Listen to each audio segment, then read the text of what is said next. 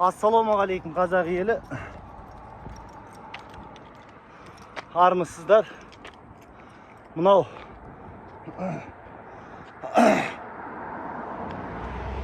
тауға көтеріліп бара жатырмыз міне. 15 шақырым, 15 километр нормативті орындап жатырмыз. Мынау үстіге көтеріліс. Міне мынау төмен. Қане астыға. Енді үлкен тау деп айта алмаймын, бірақ бәрібірде көтеріліс бар.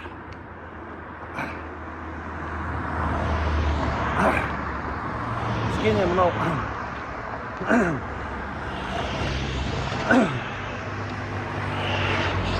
еркекке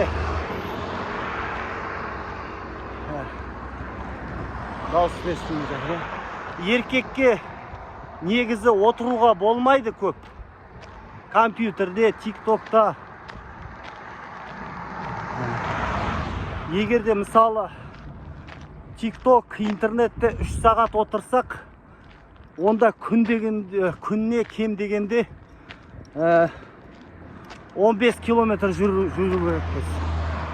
Егерде интернетте 4 сағат отырса адам, онда 20 километр жүру керек.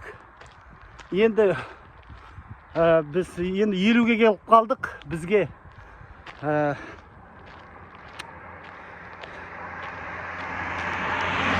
бұлай қатты жүгіруге болмайды. Енді тізеге салмақ салмау керекті.